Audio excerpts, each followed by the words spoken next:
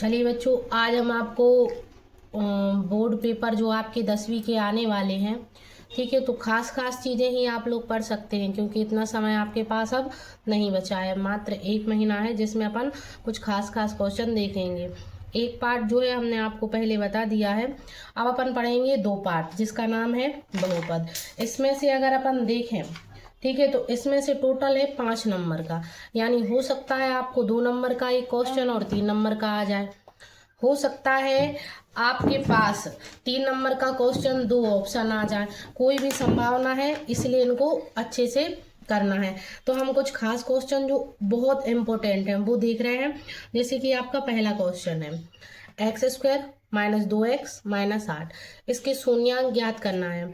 चाहे शून्यक लिखे हों, मूल लिखे हों, कुछ भी लिखे हों, आपको क्या ज्ञात करना है? शून्यक। तो देखें, शून्यक ज्ञात करने की 2 विधि हैं। पहली विधि है गुणनखंड विधि, दूसरी विधि है सूत्र विधि, जैसे अपन जो है वज्र गुणनखंड विधि भी कहते हैं। तो उसमें थोड़ा सा कठिन हो जाता है। आप गुणनखंड विधि देखें। इसमें आपको करना क्या है, जो बीच की संख्या है उसको, इसमें आगे की संख्या और पीछे की संख्या का आपको करना है गुणा। 1 का 8 में गुणा करो, कितने होंगे? आप बोलोगे 1 8 8, ठीक है। और बीच में जो 2 लिखे हैं इनको ऐसे तोड़ो, ठीक है, कि जोड़ घटाना तो आए 2 लेकिन गुणा कितना आए? 8। बताओ आप लोग कितना आएगा? तो आप बोलोगे कि हम इनको तोड़ेंगे 4 और 2 में। कितने में तोड़ेंगे? 4 और 2 में, क्योंकि 4 और 2 का जब हम गुणा करेंगे तो 4 दूनी 8। अब 4 में 2 जोड़ना नहीं है क्योंकि हमें कितने चाहिए? 2। तो 4 में से हम क्या करेंगे? 2 घटाएंगे। लेकिन यहाँ पे ऋण का चिन्ह है तो बड़ी संख्या काय की आएगी?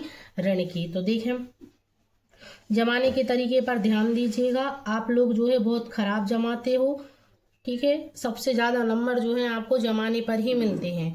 अब इसमें आपको 2-2 की जोड़ी बनानी है, क्योंकि हमें वर्ग है तो 2 मूल निकलेंगे, सिंगल है तो 1 मूल निकलेगा। यानी यदि द्विघात समीकरण है तो 2 शून्यक, रैखिक समीकरण है अगर तो 1 शून्यक। तो यहाँ से अब हमें लेना है कॉमन। कॉमन तो जानते ही हो, ठीक है। तो लो, इसमें x है और इसमें भी x है, तो हम क्या कॉमन ले लेंगे? x। क्या कॉमन लेंगे? x। यहाँ पर 2 है, यहाँ पे 1 है, हमने 2 में से 1 बाहर लिया, कितने बचेंगे? 1। यहाँ से x तो हमने कॉमन ले लिया, कितने बचे? केवल 4, ठीक है। अब जो चिन्ह यहाँ पर है वही चिन्ह आपको यहाँ पर लिखना है। धन का है तो धन का, ऋण का है तो ऋण का।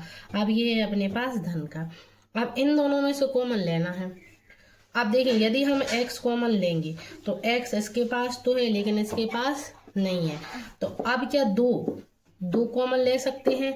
2 के पहाड़े में 8 आते हैं, तो हम लेंगे 2 कॉमन। कॉमन का मतलब है आपको भाग देना है, तो 2 चौके 8। अब आपको करना क्या है, एक चीज और आप ध्यान रखना, ये वाला ब्रैकेट और ये वाला ब्रैकेट आपका सेम होना चाहिए, ठीक है।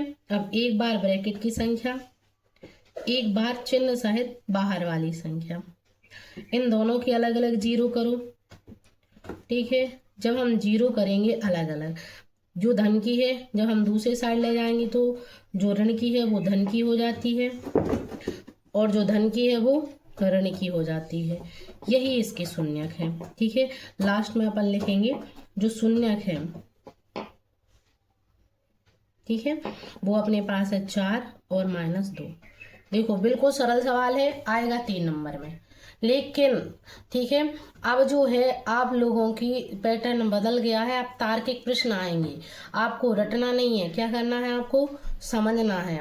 ये इसी क्वेश्चन में वो संख्या बदलेंगे, तो आपको आपके हिसाब से करना है। विधि ध्यान रखना है, प्रश्नों को नहीं रटना है। कैसे तोड़ना है? जो बीच वाली संख्या है, जैसे आपके यहाँ पर 2 कन्याएं भोजन करने आई, आपके यहाँ पे 10 रुपए थे, तो आप क्या करोगे? 5-5 के 2 सिक्के कर लोगे। बात तो वही है। तो यहाँ पर भी हमने वही किया है कि बीच वाली संख्या हमें चाहिए, कितने हैं? 2। तो 4 में से हम 2 घटाएंगे तब भी हमें कितने मिल रहे हैं? 2। इसलिए आप ध्यान रखना विधि। अब देखें अपन दूसरा सवाल जो IMP है, ठीक है। इसमें देखो आप, इसमें सबसे पहले तो अपन लिखेंगे जीरो बराबर में, क्योंकि है नहीं, अपन को शून्य चाहिए तो क्या लिखेंगे, जीरो। अगर 3 संख्याएं हो तो आप तोड़ना, हमारे पास है केवल 2, ठीक है। तो इसमें हम डायरेक्ट कॉमन ही ले सकते हैं, तोड़ तो सकते नहीं।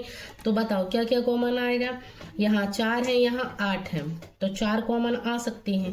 अब आप बोलोगे कैसे आ सकते हैं, तो आपको पहाड़ा पढ़ के देखना है, ठीक है। तो क्या 4 के पहाड़े में 8 आते हैं, आते हैं। तो कितने कॉमन आ गए, 4।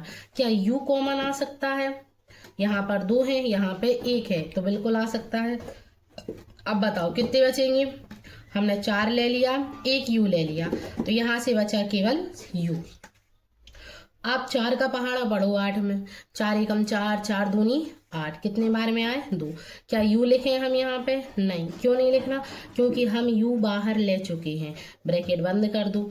अब इनको अलग अलग जीरो, चूंकि अब यहाँ पे संख्या नहीं है तो इसके बराबर में हम जीरो लिखेंगे और इसके बराबर में हम जीरो। अब जीरो के बटे में कोई भी संख्या जाती है क्या हो जाएगी, जीरो, ठीक है। तो u बराबर पहला शून्य मिला हमें जीरो। अब ये प्लस के हैं, काय के हो जाएंगे, माइनस के। अतः शून्य क्या आ गए अपने पास, ठीक है। जो शून्य है वो आया हमारे पास जीरो और -2। इतना छोटा सवाल है। अगर 2 संख्याएं हैं आपके पास तो डायरेक्ट कॉमन लेना है। अगर 3 है, मान लो यहाँ पर देखें द्विघात समीकरण था तो कॉमन आ गया। अगर कॉमन नहीं आ रहा है, सिंगल संख्या है, तो उसे आप अपनी विधि से हल कर सकते हो, जो कि आप अगले सवालों में देखोगे। अब जैसे एक ये सवाल है, हम केवल वही सवाल बताएंगे जो परीक्षा की दृष्टि से इम्पोर्टेंट। चलिए अगला सवाल है हमारे पास x² - 3। ये सबसे इम्पोर्टेंट सवाल है और शायद प्री बोर्ड में भी बेसिक वालों के लिए या स्टैंडर्ड वालों के लिए किसी के लिए आया था। इसमें आपको करना क्या है, आप देखें, सबसे पहले तो हमने सवाल लिखा। अब हमें मान काय का निकालना है, आप बोलोगे हमें शून्य की निकालने हैं।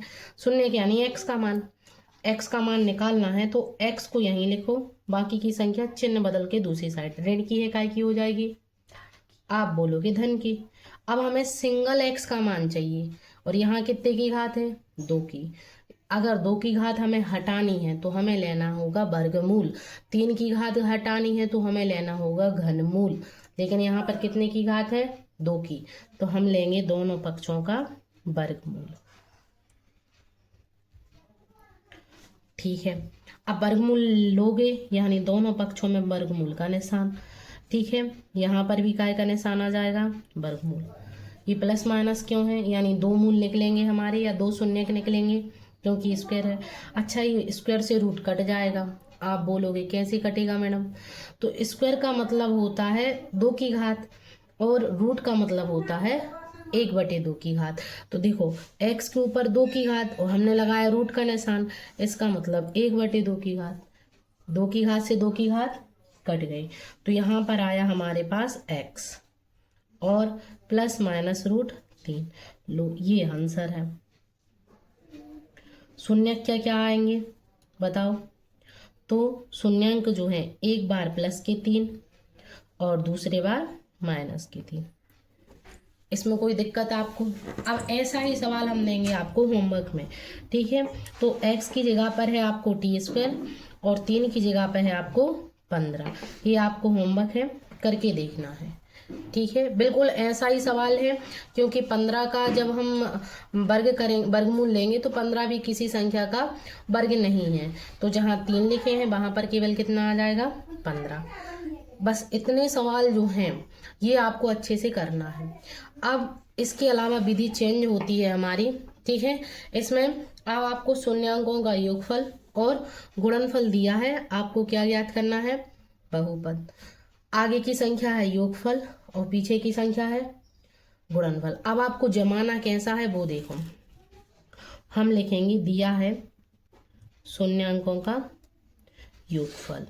अच्छा, आप लोग एक और क्या मिस्टेक करते हो कि ये जो भाषा है वो आप लिखोगे यहाँ पर और ये जो अल्फा बीटा है वो लिखोगे नीचे। इससे भी दिक्कत होती है। या तो आप पूरी संख्या लिखो नीचे की लाइन में, और अगर नीचे की लाइन में नहीं लिख रहे हो तो ये अल्फा और बीटा भी कहाँ लिखो, ऊपर की लाइन में। तो फिर आप जो संख्या लिखते हो वो फिर यहाँ पर 1/4 लिखते हो। तो आप, ठीक है, शून्यांकों का गुणनफल भी आपको प्रश्न में दिया है 1/4। आपको केवल याद रखना है बहुपद का सूत्र, जो कि होता है x² minus alpha plus beta x plus alpha into beta बराबर में 0। यहाँ पर आपको अल्फा प्लस बीटा भी दिया है, अल्फा इंटू बीटा, तो वही मान अपन ने यहाँ पे रख दिए। माइनस और माइनस क्या होता है, प्लस, ये x वैसे ही का वैसे ही। अब यहाँ पर थोड़ा सा आपको ध्यान देना है कि ये जो 4 है इनको हटाना है, तो 4 का हम करेंगे गुणा दोनों पक्षों में, यहाँ भी यहाँ भी यहाँ भी करो गुणा। 4 इंटू x² प्लस यहाँ पर करेंगे तो 4 इंटू 1/4 प्लस यहाँ भी करेंगे 4 इंटू 1/4 और यहाँ भी करेंगे। अब 4 से 4 कट गया, 4 से 4 कट गया, ये क्या हुआ 4x²। यहाँ पर क्या बचा, केवल x, यहाँ पर क्या बचा 1 और 4 शून्य में होता है 0। अच्छा, इस फॉर्म में ही क्यों लाना है आपको? अगर हम ऐसे लिखेंगे तो नहीं चलेगा क्या? नहीं चलेगा। क्यों नहीं चलेगा? क्योंकि द्विघात समीकरण जो होता है, वर्ग समीकरण, वो इस रूप में होता है, तो इसी रूप में जो आपको आंसर निकालना है। ठीक है, चलो एक आध और सवाल देखें। जैसे ये है, शून्यांकों का योग दिया है 4, तो हम लिखेंगे शून्यांकों का योग। योग को क्या लिखते हैं बताओ? Alpha plus beta. कितना दिया है? 4। गुणनफल कितना दिया है? आप बोलोगे 1। बहुपद का सूत्र बताओ जो अभी लिखा था अपन ने, क्या होता है? x² minus alpha plus beta x, alpha into beta और ये 0। यहाँ पर मान रख दो, रखें। x² हमारा ठीक है, ये माइनस भी ठीक है। अल्फा प्लस बीटा आपको कितना दिया है? प्रश्न में ही दिया है, कितना दिया है? 4। फिर क्या है? x plus alpha into beta कितना है? 1। अच्छा, ये आंसर आ गया। सवाल देखो, अगर ये 2 नंबर का आएगा तो 2 लाइन है केवल, 3 नंबर का आएगा केवल 2 लाइन है। इन सवालों में अगर बटे में होंगे तो ही आपको थोड़ी दिक्कत आ सकती है, वरना आपको कोई भी दिक्कत नहीं होगी। बन जाएगा सवाल? ठीक है, आगे देखो। इस प्रश्न में शून्यांकों का योग कितना दिया है? शून्यांकों का योग क्या लिखते हैं हम? अल्फा प्लस बीटा माइनस के 1। शून्यांकों का गुणा कितना दिया है आपके प्रश्न में?